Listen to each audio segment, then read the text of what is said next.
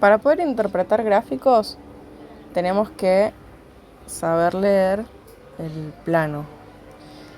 Si sabemos ubicar puntos, vamos a saber leer el gráfico.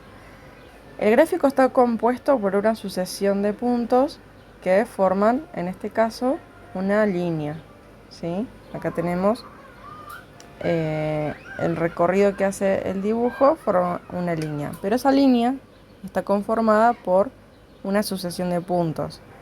Por ejemplo, el punto 6 se une con el 36,5. ¿Eso qué quiere decir? Según el contexto de esta situación, acá nos dice que el gráfico muestra la variación de la temperatura de un paciente a lo largo de un día de internación. El primer valor se tomó a las 00, a las 12 de la noche. Esto quiere decir que a las 6 horas la temperatura del paciente era de 36 grados y medio, 36,5. Si quiero saber qué temperatura tenía el paciente a las 18 horas, voy al 18 y me fijo con qué temperatura coincide. En este caso coincide en 40,5 de temperatura. Bien. Ahora, otro concepto que tenemos, una vez que sabemos leer el gráfico, es el concepto de las variables. Variables llamamos a todo aquello que estamos estudiando. En este caso estamos estudiando la temperatura y el tiempo. Esas son las dos variables. Siempre vamos a tener dos variables cuando hablamos de interpretación de gráficos.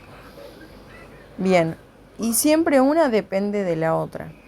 Por lo general, casi siempre, o al menos lo que vamos a ver nosotros, la variable que se representa en el eje horizontal es la variable independiente.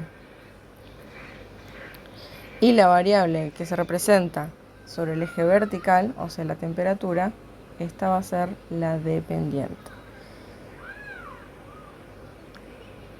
Acá abajo igual en el ejemplo se indican las dos, ¿sí? Y esto es lo que yo les decía, que la variable independiente se va a representar sobre el eje X, el horizontal, y la dependiente sobre el eje de las Y, el eje vertical.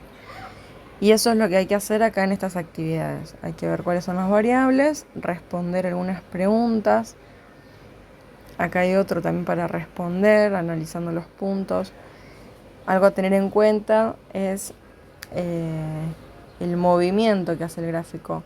Si vemos que hay una línea que va hacia arriba, nosotros lo leemos de izquierda hacia derecha.